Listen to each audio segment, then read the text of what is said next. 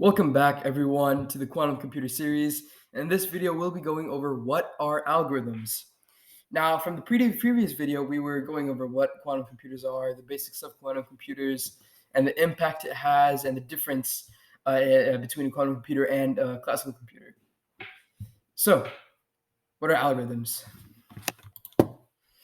Now, before we dive into the basic content of what algorithms are, why don't we go over the video overview of what we're going to be going over today?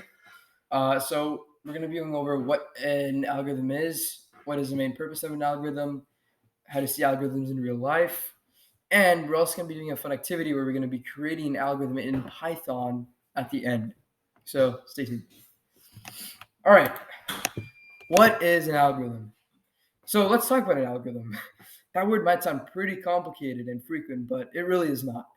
An algorithm is essentially something where we can give an input, such as some information, and then we use these algorithm rules to make decisions in order to get a certain output. So the user, they make an input on their computer, and then the rules in the algorithm, it changes up or alters the information in the input, and then whatever that change is the output. Now, later on in this video, we'll be going over some really basic algorithms in Python to get a base understanding of programming. So don't worry about that. All right. So now that we have discussed what an algorithm is, why don't we go over the main purpose of an algorithm? The algorithm itself is the main building block of programming.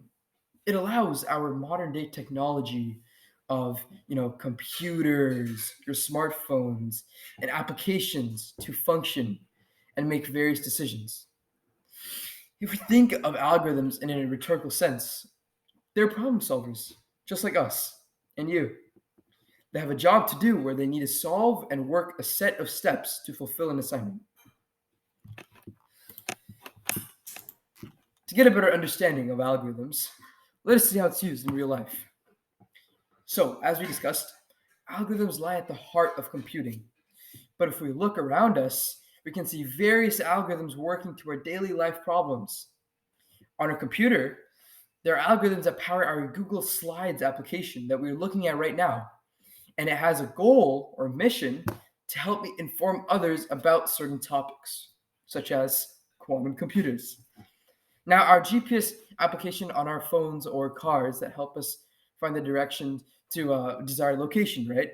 That is also an example of an algorithm, right? That's helping us with an input of where the location is, and then it has an output of the directions. It has a set of steps to accomplish that. Same thing with our search engines, right? That we use it helps us to get the solution to the information we search up. The solution being the output, and the information we search up being the input, and the process being the algorithm.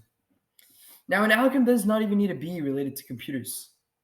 Like I said, it also applies to real life, where the recipe for baking a cake is an algorithm because it has a set of steps that helps us accomplish making our cake. Why don't we guess the inputs and the outputs? Well, the input would be our base model of the cake, right? Whatever we start with. Our algorithm would be the list and the set of steps or the recipe to bake the cake, and then which uses the ingredients. And then our output would be our finished cake that we've baked. We can even take the laundry, for example, where we solve a list of instructions to clean our clothes. Our input could be our dirty clothes. Our algorithm would be us putting in the laundry detergent and then loading up the laundry. And then our output would be our clean clothes. So as you can see, we can use our creative minds to think of an algorithm as anything with a set of steps to accomplish a goal, which can be an algorithm. So now we're going to be doing our activity, and now that we've discussed what an algorithm is, why don't we go over to Code 1 in Python? Well, don't stress yet though, because we will just be going over the very basics of creating an algorithm in Python. To start, let's head to Google Colab. Now, just to give some background, Google Colab is a web-based integrated development environment, which stands for IDE. You can put your code in and get your output, right? And it's one of my favorite IDEs because everything is saved on the cloud and is very accessible.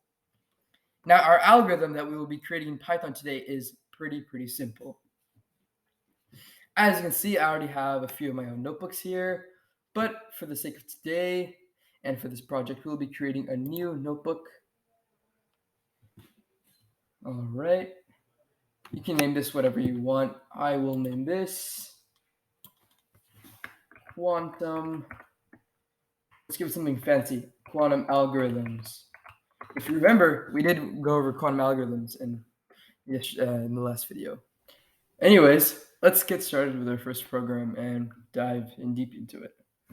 Okay, so we're just going to get started with a simple print. So just type in print,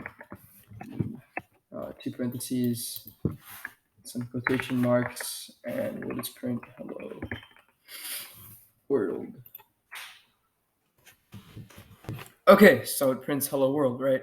And this print over here, this is called the print function, and it prints a specified message, hello world, to the screen or another output device, right? And this message here is actually a string. And what is a string? Well, a string is, it could be a combination of words, but just, words into quotation marks, right? One thing to remember is that a string is also an object, right? And this will be applicable to later when we go more advanced into Python. But yeah, we can save that for later. So it prints hello world, and then it can print anything that we want, right? Like my summer is going pretty fun so far. So far, I do not want it to end.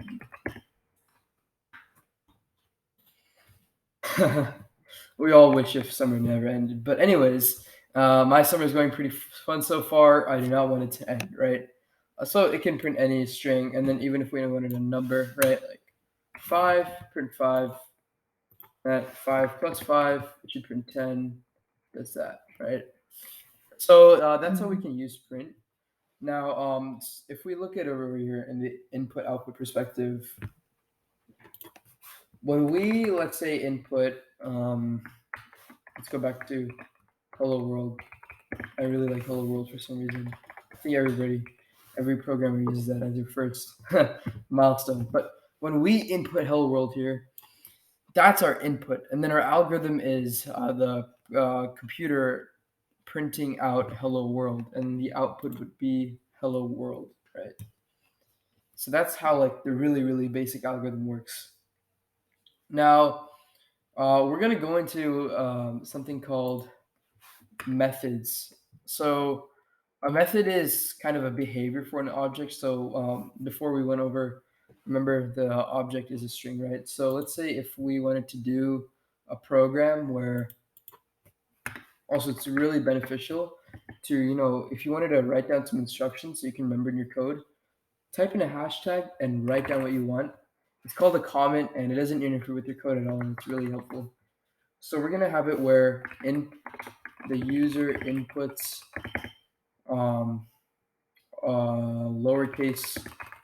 lowercase word, and then the program makes everything in that word uppercase, meaning that the output is uppercase. So what this means is that the input that the user inputs is a lowercase word, and the program then makes everything in that word uppercase, meaning that the output is uppercase. Okay, now, so to actually have the user input something, we need to have something, we need to have a function where we can have the user actually input their word, right? And we're going to use something called the input function. Input function. And in this input function, what it does is that, let's say if you run this, I need to set x equal to, because it's a variable, right? The value, it has an input box here, right? So, and if I just go over here, I'm going to say, please enter a lowercase word. So again, it's string, right? And I put this in between the parentheses, so it prints out it as kind of an instruction. So please enter a lowercase word.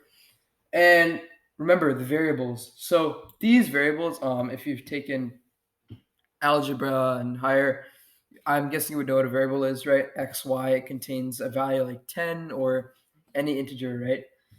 In Python and other general programming languages, you can set any variable. You can set as y equal to 10, x equal to, I don't know, like I love dogs, which I really do.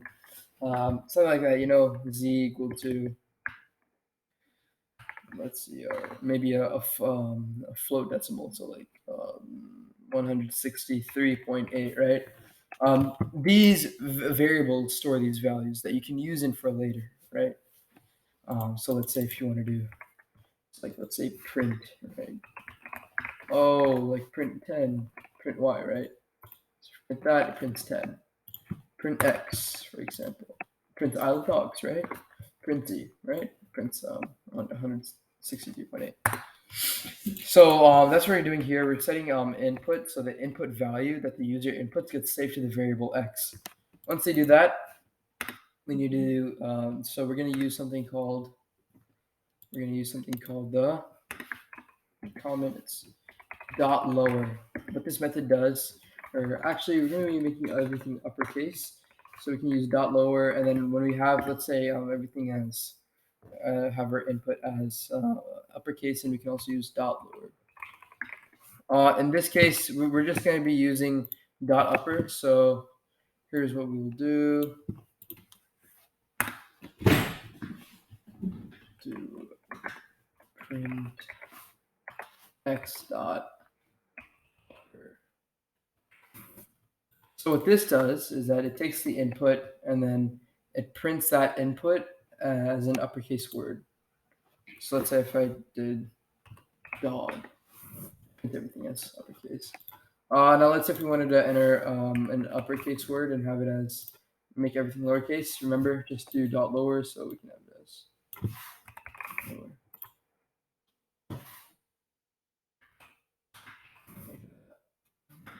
Yeah, there we go. Awesome. So that is that concludes our algorithm for today. That's kind of how an algorithm works for strings. Now, the next video that we're going to be doing is we're going to be doing a video on qubits, and we're going to be comparing qubits in a quantum computer versus a bit in a regular computer. So remember what we had mentioned 0101. We're going to be talking about how that works in the quantum computer and how a quantum computer can be in both states of 0 and 1, and versus how a classical computer can be in a state of either 0 or either 1. Till then, I'll see you guys later, and have a great day.